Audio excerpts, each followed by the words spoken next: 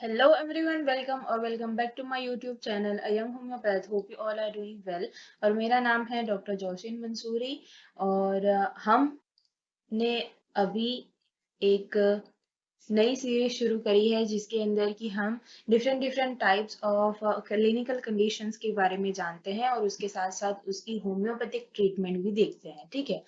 सो हमने last video के अंदर एथलेट्स फुट के बारे में देखा था विच इज टीनिया पेडिस। और आज हम एक बहुत इम्पोर्टेंट और बहुत मतलब कि इसके इतने सारे पेशेंट्स आप देखोगे in day to day clinical life कि आपको जो है कि अम, ऐसा होगा कि हम होम्योपैथी से इसको कितनी हद तक ठीक कर सकते हैं। ठीक है। बिकॉज कि it is a leading condition now days. ठीक है। विच इज अ बाल्डनेस भी हम कह सकते हैं और उसी के साथ साथ जो नॉर्मल हेयर का ग्रोथ है। ठीक है। हेयर का ग्रोथ जो नाउ डेज बहुत ज्यादा कम हो चुका है और बहुत सारे लोगों को बाल्डनेस की कंडीशन हो जाती है। ठीक है। तो आज के वीडियो के अंदर हम देखेंगे कि भाई कौन कौन से जो है कि ऐसी कंडीशंस होती हैं, कौन कौन से कॉजेज होते हैं which may lead to the baldness और we can say the hair loss. ठीक है। और उसके अलावा उसकी जो होम्योपैथिक ट्रीटमेंट है वो भी मैं आपको बताऊंगी। ठीक है। तो सबसे पहले हम चलते हैं ये देखने के लिए कि भाई इतना ज्यादा बाल्डनेस होने का कारण क्या है, उसका कॉज क्या है। ठीक है। तो अगर मैं थियोरेटिकल वे में जाऊं तो देर आर मेनी कॉजेस। ठीक है। लेकिन अगर हम अभी नाउ डेज जो कंडीशन हो रही है उसके पॉइंट ऑफ व्यू से अगर मैं कहूँ, so the first and the most important cause for the baldness और the hair loss is sedentary life. ठीक है। Sedentary life. सेकंड उसका लीडिंग कॉज है डाइट। ठीक है। और third and the most important one जो कि इन दोनों से भी ज्यादा इम्पॉर्टेंट है which is a stress level. ठीक है। स्ट्रेस लेवल जो है वो आज के लोगों में बहुत ज्यादा हाई है जिसकी वजह से उसका सीधा इफेक्ट होता है ऑन दी हॉर्मोन्स। ठीक है। ऑन दी हॉर्मोन्स अगर तुम यहाँ पर देखने जाओगे तो डाइट का भी सीधा रिलेशन है with your hormones, sedentary life का भी सीधा रिलेशन है विद योर हॉर्मोन्स। ठीक है। तो और खास करके अगर हम मेल फीमेल रेशियो के अंदर देखने जाए तो in today's era male are more prone. ठीक है। मेल को सबसे ज्यादा बार्डनेस की कंडीशन देखने मिलती है रादर देन दी फीमेल्स। ठीक है। अगर फीमेल्स के अंदर हम देखेंगे still there is many, but इतना ज्यादा नहीं है जितना कि मेल के अंदर जितने मेल पेशेंट आप देखोगे। ठीक है। तो ये मैंने एक कंक्लूजन दिखाया है आपको कि आज के एरा में क्या होता है। उसके अलावा अगर हम थ्योरेटिक वे में दूसरे सारे कॉजेज देखने जाएंगे तो फर्स्ट कॉज जो हमने यहाँ पर भी देखा विच इज हार्मोन। ठीक है। तो ये मेन जो है मेल पर्सन्स के अंदर ये क्यों चीज ज्यादा होती है उसका भी रिलेशन विद द हार्मोन है। हार्मोन मतलब कि मेल के अंदर जो हार्मोन होता है विच इज अ टेस्टोस्टेरोन। ठीक है। तो उसका सीधा रिलेशन है विद द बाल्डनेस और द एक्सेसिव हेयर लॉस। ठीक है।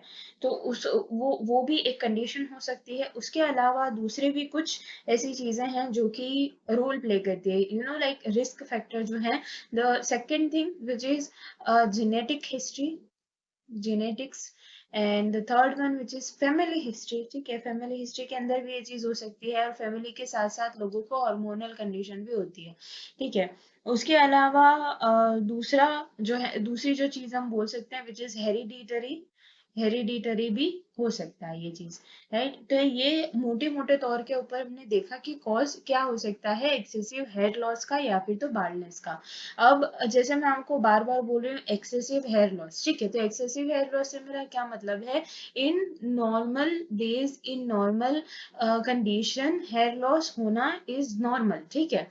जब हम रोज हमारे बालों को बनाते हैं उसके अंदर किसी भी टाइप का any variety of comb you will use, either it is a plastic made of plastic or it is made of नीम का लकड़ी और anything, but जो हमारे थोड़े बहुत बाल हैं वो निकलेंगे ही। ठीक है। तो थोड़े बहुत बाल कितने निकलते हैं, कितने बाल निकलना इज नॉर्मल। So 50 to 100। ठीक है। इन नंबर बाल निकलना इज नॉर्मल। उसके अलावा अगर तुम न्यूमेरिकल के ऊपर नहीं जाना चाहते हो, नॉर्मल चीज समझना चाहते हो, तो इतने बाल निकलना कि जिनका सेम न्यू ग्रोथ हो पाए, ठीक है। न्यू ग्रोथ अगर 50 भी निकल रहे हैं, 100 भी निकल रहा है, अगर उससे भी ज्यादा 110 भी निकल रहे हैं, पर उनका न्यू ग्रोथ अच्छा है, तो आपको नहीं पता चलेगा कि आपको बाल्डनेस हो रही है। उसके अलावा अ, अगर हम एक दूसरी सिंपलेस्ट कंडीशन देखने जाए, तो भाई अगर आपका जो स्काल्प है, ठीक है, स्काल्प के ऊपर आपका स्काल्प दिख रहा है, ठीक है, जैसे हमारा ये हेयर लाइन है, ठीक है, यहाँ से हमारा हेयर लाइन शुरू होता है, तो अगर यहाँ पर, यहाँ पर, यहाँ पर, या फिर तो कहीं पर भी आपको आपका स्काल्प विजिबल है, विदाउट कि आप अपने हेयर को इधर उधर करोगे, आपको अगर आपका स्काल्प विजिबल है, ठीक है, तो उसका मतलब है आपको एक्सेस अमाउंट के अंदर हेयर लॉस हो रहा है, ठीक है, ये चीज नॉर्मल नहीं है। ओके, तो आप अगर अभी से ही इस कंडीशन को देखना, इस कंडीशन के ऊपर ध्यान देना शुरू करोगे, तो आपका बाल्डनेस नहीं होगा, ठीक है, which is a very normal thing. अगर कोई चीज को तुम्हें, जिसे हम होम्योपैथी में बोलते हैं कि किसी चीज को ट्रीट करने से अच्छा है उसको प्रिवेंट करना, ठीक है, तो जैसे स्काल्प विजिबल है आपका बहुत, जैसे आपने देखा है, आपको पता है कि भाई एक्सेसिव हेयर लॉस हो रहा है, ठीक है, अभी बालनेस नहीं हुई है, बट स्टिल अगर आप अपना जो है कि कुछ ट्रीटमेंट ले लेते हो, उससे बालनेस नहीं होगी, ठीक है। ये एक सिंपल सी चीज है। उसके अलावा अगर हम देखते हैं कि बाल्डनेस किस किस को हो सकती है, तो इट ये हर एज में हो सकती है, ठीक है, एनी एज में ये हो सकती है। इधर यू आर ए चाइल्ड, इधर यू आर एन एडल्ट, इधर you are an old people, ठीक है, उसके अंदर भी ये हो सकता है। और even though in the old age hair loss होना, बालनेस होना इज अ नॉर्मल फिनोमिना, ठीक है। अगर आपकी एज 50, 60, 70 है और आपको ज्यादा हेयर लॉस हो रहा है, आपका स्काल्प विजिबल है, that means it is quietly normal. लेकिन स्टिल अगर आपको उस हेयर लॉस को भी रोकना है, देर इज अ ट्रीटमेंट, ओके। उसके अलावा अगर हम चलते हैं कि जैसे मैंने आपको बोला कि भाई न्यू ग्रोथ, ठीक है, तो न्यू ग्रोथ होने के लिए क्या इंपॉर्टेंट है, what is the important thing for the new growth of the hair. Okay, new growth कब होगा? अब सिंपल सी चीज है कि न्यू ग्रोथ तभी होगा जब आपके पास एक स्टिम्युलाई होगा। दूसरी चीज, न्यू ग्रोथ तब हो सकता है जब आपका blood supply in the scalp is good. और उसके अलावा न्यू ग्रोथ तभी होगा जब आपके हेयर फॉलिकल जो हैं, हेयर फॉलिकल्स जो हैं वो अच्छी कंडीशन के अंदर हैं, ठीक है। अगर बहुत सारी ऐसी कंडीशन है जिस जो कि डायरेक्टली हेयर फॉलिकल के ऊपर काम करती है, हेयर फॉलिकल के ऊपर इफेक्ट करती है, जिसकी वजह से लोगों के हेयर फॉलिकल ही निकल जाते हैं और उसके बाद आगे न्यू ग्रोथ नहीं हो पाती है, ठीक है। तो ये कुछ कुछ क्राइटेरिया है जो कि हम डिस्कस करते हैं विद द पेशेंट और डिस्कस करते हैं जो ट्रीटमेंट हम देते हैं उससे पहले, ठीक है। अब आगे हम चलते हैं द एक्चुअल ट्रीटमेंट के बारे में, ओके। ट्रीटमेंट से मेरा मतलब है मैं आपको कुछ होम्योपैथिक मेडिसिन दिखाऊंगी, लेकिन उससे पहले भी जिसे हमको पता है कि होम्योपैथिक मेडिसिन जो हैं या फिर तो होम्योपैथी वर्क करता है सबसे पहले कॉज के ऊपर, ठीक है। तो आपका हेयर लॉस होने का कॉज क्या है, ये एक इम्पोर्टेंट क्वेश्चन रहता है ट्रीटमेंट करने से पहले, ठीक है। तो कुछ मतलब कि कुछ मैं आपको कंडीशन दिखाती हूँ और उसके अंदर कौन कौन सी मेडिसिन हम यूज कर सकते हैं उसको हम देखेंगे, ठीक है। सबसे पहली चीज है कि जैसे हेयर लॉस भी, एक्सेसिव हेयर लॉस है, बालनेस है, वो मैंने आपको बताया मेल पर्सन के अंदर ज्यादा होती है। उसके अलावा नाउअडेज यंग पीपल्स के अंदर ये चीज ज्यादा होती है। तो उसके साथ साथ एक और दूसरी चीज होती है which is premature greying of the hair, ठीक है। Premature greying of hair मतलब कि इन शॉर्ट अभी कुछ 18 साल का कोई बच्चा है, ठीक है, 20 साल का कोई है, 23 इयर्स का कोई है, और उसके बाल वाइट होना शुरू हो गए हैं, जैसे मेरी पेन है वैसे वाइट होना शुरू हो गए हैं, ठीक है। तो उसको हम बोलते हैं premature greying of hair. जैसे मिच्योर ग्रेइंग ऑफ हेयर कब होता है, जब कोई पर्सन 50, 60, 70 का हो जाता है, विच इज ओल्ड एज। तो ओल्ड एज के अंदर ग्रे हेयर होना इज नॉर्मल कंडीशन। लेकिन अगर उससे पहले, अगर यंग एज के अंदर, एडल्ट एज के अंदर किसी को प्रीमेच्योर ग्रे हेयर की कंडीशन है, एक्सेसिव हेयर लॉस है, बाल्डनेस हो चुकी है, तब हम कौन सी मेडिसिन को यूज कर सकते हैं, ठीक है, तो यंग पीपल के अंदर हमें अगर ये कंडीशन मिलती है तो हम यूज कर सकते हैं first thing which is a Baraita carb, and second medicine is a sulfur, and the third most important medicine which is a lycopodium. ठीक है, तो ये तीनों लीडिंग मेडिसिन है जो कि हम यूज कर सकते हैं। उसके बाद दूसरी कंडीशन आती है, अगर सेम वे में अगर हम लेंगे एज के रिलेशन में, तो जो ओल्ड पीपल में मैंने आपको बोला इट इज क्वाइटली नॉर्मल, लेकिन स्टिल अगर आपको इसको धीरे करनी है ये प्रोसेस, ठीक है, या फिर तो बंद कर देनी है, आपको नहीं पसंद आपके हेयर जा रहे हैं, तो आप क्या कर सकते हो, तो कौन सी मेडिसिन हम यूज कर सकते हैं, विच इज अ फ्लोरिक एसिड। ठीक है, फ्लोरिक एसिड हम यूज कर सकते हैं।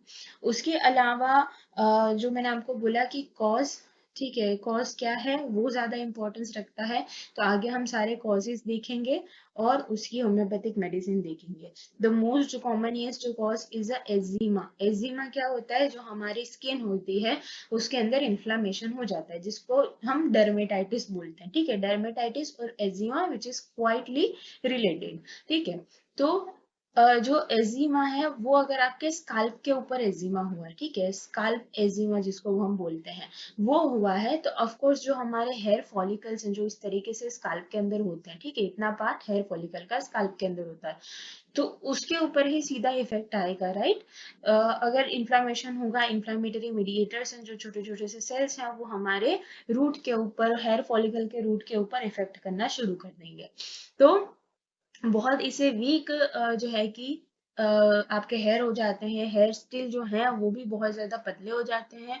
दूसरी कंडीशन ये आती है कि जो हेयर फॉलिकल्स हैं, जो बचे हुए हेयर फॉलिकल्स है वो भी डिस्ट्रॉय हो जाते हैं, जिसकी वजह से दूसरे हेयर ग्रो नहीं हो पाते। ठीक है, तो अगर एक्जिमा है ऑन दी स्कैल्प तो हम कौन सी होम्योपैथिक मेडिसिन को यूज कर सकते हैं। There is most important homoeopathic medicine for the eczema which is psorinum.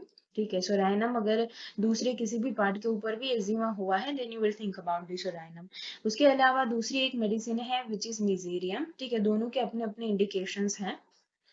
Then दूसरी ऐसी कंडीशन है जिसकी वजह से हेयर लॉस होता है विच इज अ डेंड्रफ। ठीक है, डेंड्रफ अगर है, डेंड्रफ क्यों होता है पहले ये देख लेते हैं। तो जिनकी skin usually in normal days भी बहुत ज्यादा ड्राई रहती है, ठीक है, तो जो स्कैल्प की स्किन है वो अगर ड्राई रहती है, वहां पर से फ्लेक्स निकलना शुरू हो जाते हैं, तो उसी को हम बोलते हैं डेंड्रफ, राइट। तो अगर ऐसी डेंड्रफ की कंडीशन है तो हम कौन सी होम्योपैथिक मेडिसिन को यूज करेंगे, कर सकते हैं। First one which is a thuja. Second one which is kali sulph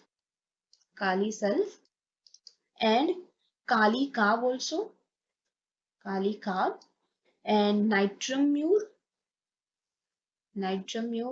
and lastly and the most important one जो कि इतने ज्यादा अभी लोग यूज नहीं कर रहे हैं इन होम्योपैथिक ट्रीटमेंट भी, लेकिन ये एक ऐसी मेडिसिन है जो कि अगर आप इसको मतलब कि लेते हो, इसको एज अ मेडिसिन भी आप प्रिस्क्राइब करते हो, तो ये पेशेंट का जो न्यूट्रिशन है उसको भी ठीक कर देती है विच इज सेनिक्यूला।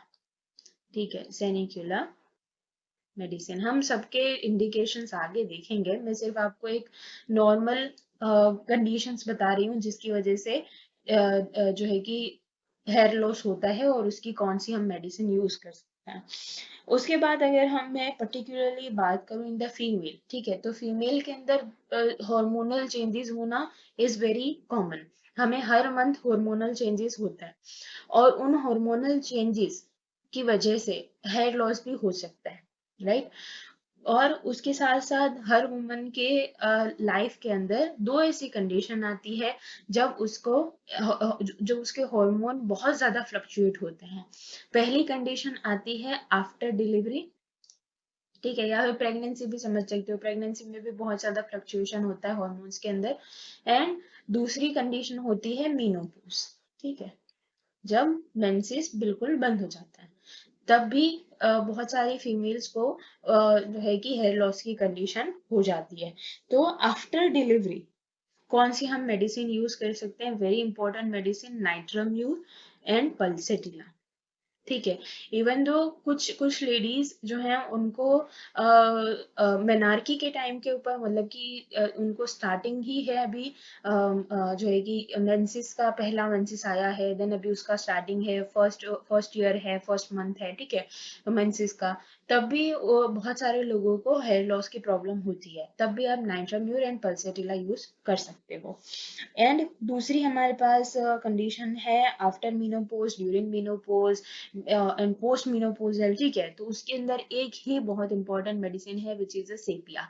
ओके, सेपिया बहुत बहुत अच्छी वाली मेडिसिन है, जिसके अंदर की वो हर एक जो फीमेल के हर एक हार्मोनल इम्बेलेंस को ठीक कर सकती है, ठीक है। उसके अलावा एक और कंडीशन, एक और कॉज मैं आगे भूल गई, वो हमारा कॉज ये था कि ब्लड सप्लाई जो है स्काल्प के टिश्यूज के अंदर, ब्लड सप्लाई जो है वो बहुत ज्यादा कम है, ठीक है। तो ऐसी कंडीशन के अंदर कौन सी होम्योपैथिक मेडिसिन जो है वो हम यूज कर सकते हैं।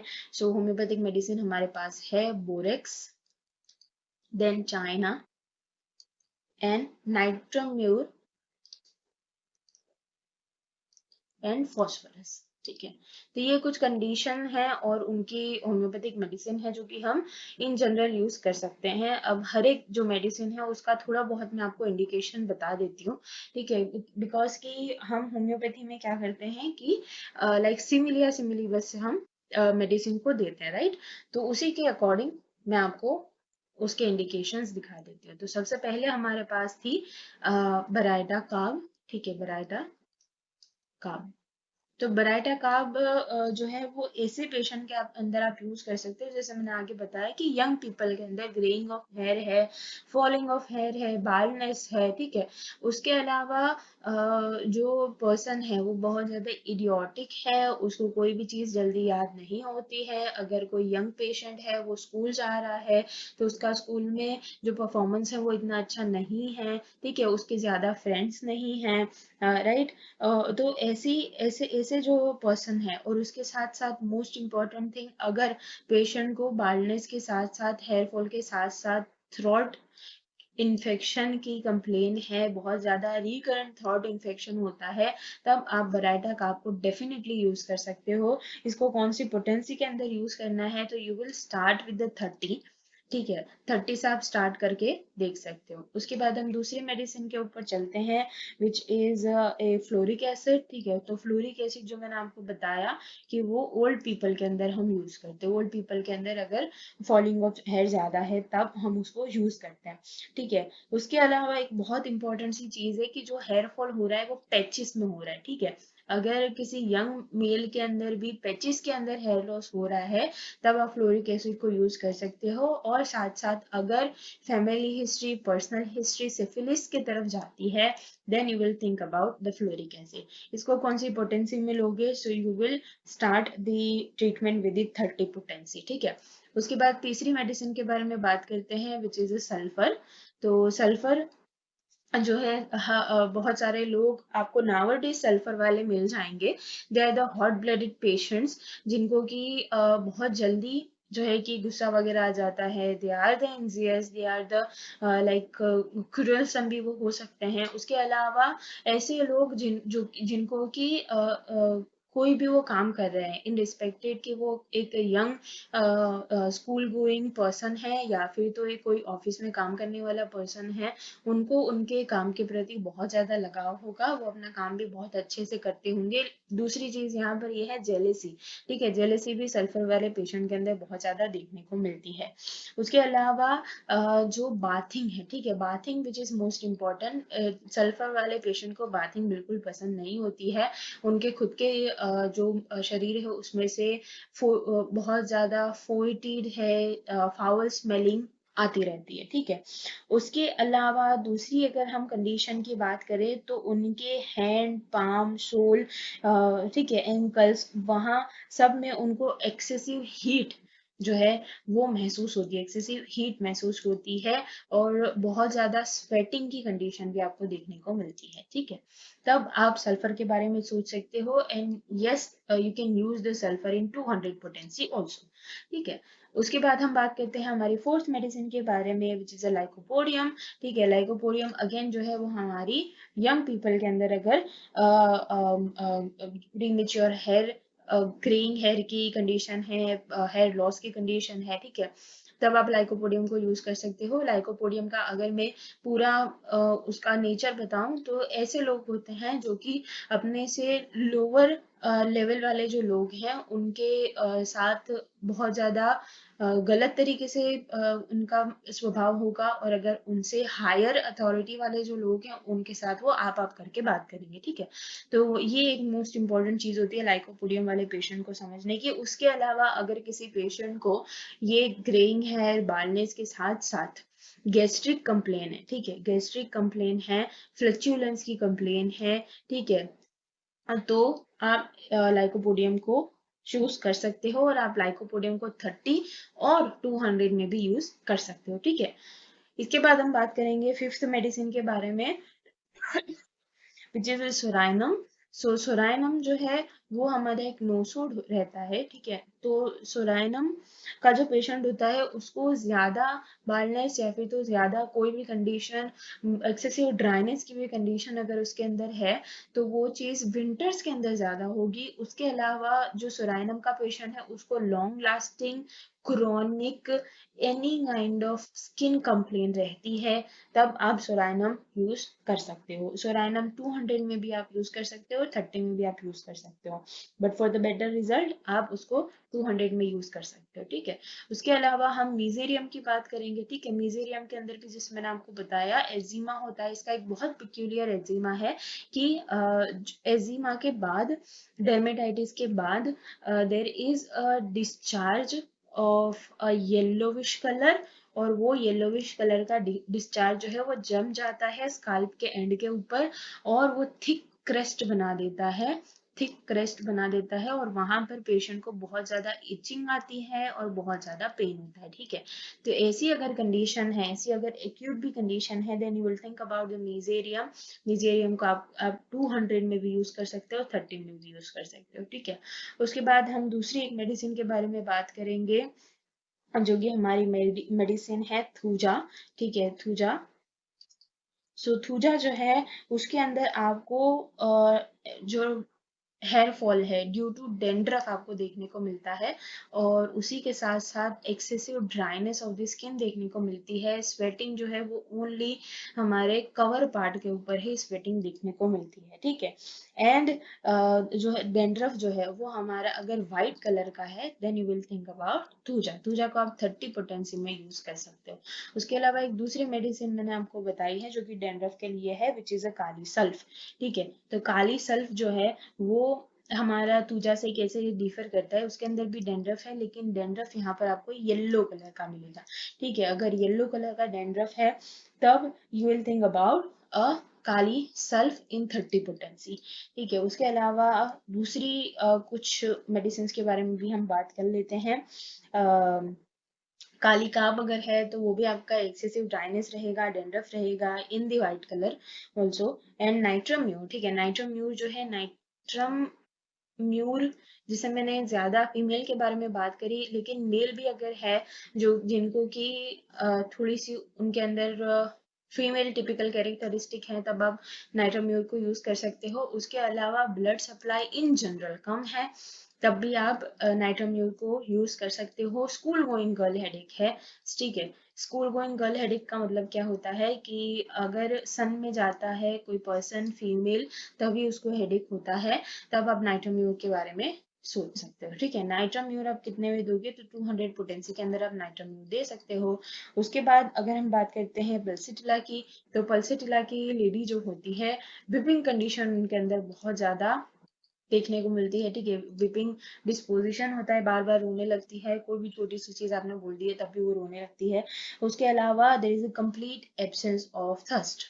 ठीक है, उसके अलावा अगर इन विंटर्स जो है कि पेशेंट को कफिंग की कंप्लेन है, ठीक है, रेस्पिरेटरी कोई भी डिजीज पेशेंट को होती रहती है, तब you will think about the pulsatilla, right. Pulsatilla आप 30 से शुरू कर सकते हो ट्रीटमेंट देना। एंड दूसरी, अगर हम सेपिया की बात करते हैं, ठीक है, सेपिया, तो सेपिया जो मेडिसिन है उसके अंदर जैसे मैंने बोला मीनोपोजल, या फिर तो अगर मेल के अंदर भी आपने देनी है तो हार्मोनल इम्बैलेंस है, ठीक है, हार्मोनल इम्बैलेंस है अगर, तो तब आप सेपिया यूज कर सकते हो, राइट। और उसके अलावा हॉट फ्लैशेस आते हैं पेशेंट को, बहुत ज़्यादा हॉटनेस फील होती है इन होल बॉडी, तभी आप सेपिया को यूज़ कर सकते हो। एंड सेपिया आप 200 में भी यूज़ कर सकते हो, 30 में भी यूज़ कर सकते हो, ठीक है। तो ये कुछ मतलब कि मेडिसिन थी। उसके अलावा बोरिक्स है, चाइना है, और दूसरी जो भी मैंने लैक ऑफ ब्लड सप्लाई के लिए मेडिसिन बताई है, उनके अंदर या तो पेशेंट को हेमरेजिक टेंडेंसी होती है, या फिर तो पेशेंट को इन जनरल ब्लड सप्लाई कम रहता है, तब भी आप इसको यूज कर सकते हो, ठीक है। तो होपफुली आपको एक आइडिया मिला होगा जैसे कि आप अपनी जो क्लिनिकल प्रैक्टिस है उसको ठीक कर पाओ, ठीक है। जो सारे मेडिसिन हैं उनके लिंक मैंने डिस्क्रिप्शन बॉक्स में दे रखे हैं, आप वहां पर जाकर भी परचेज कर सकते हो, ठीक है। उसके अलावा एक दूसरी चीज रह जाती है, और वो दूसरी चीज ये है, उसके अलावा अगर आपको बालनेस नहीं है लेकिन ज्यादा हेयर लॉस हो रहा है, तब आप एक बहुत इंपॉर्टेंट मेडिसिन को यूज कर सकते हो, विच इज अ विस्पेडन मेडिसिन, जिसको कि आप 30 के अंदर यूज कर सकते हो, 30 पोटेंसी के अंदर यूज कर सकते हो। ये नेचुरली आपके जो हेयर हैं उनको ग्रो करवाएगा, और नेचुरल जो है कि नेचुरली आपके हेयर जो थिक करवाएगा, ठीक है। ये हेयर को थिकर भी बनाता है, ठीक है।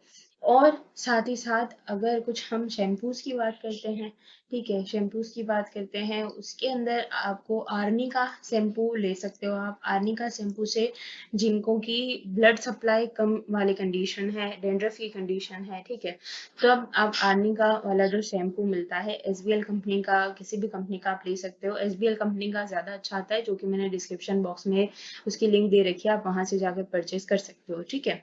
और साथ ही साथ अगर उसके अंदर कैलेंडुला है, तब आप आनी का कैलेंडुला का शैम्पू भी यूज कर सकते हो। सो उसके अलावा एक दूसरा ऑयल की अगर हम बात करते हैं, तो जेबोरेंडी जो ऑयल है, जेबोरेंडी प्लस आर्निका का भी ऑयल आता है, ठीक है, वो भी आप यूज कर सकते हो। अगेन एसबीएल कंपनी का आप यूज कर सकते हो, लिंक मैंने डिस्क्रिप्शन बॉक्स में दे रखी है, ठीक है। सो होपफुली आपको ये वीडियो अच्छा लगा होगा। नेक्स्ट जो है कि हम कौन सा वीडियो बनाए, कौन से डिजीज को देखेंगे, वो आप मुझे डिस्क्रिप्शन बॉक्स में, सॉरी, कमेंट सेक्शन के अंदर बता सकते हो। And thank you so much for watching.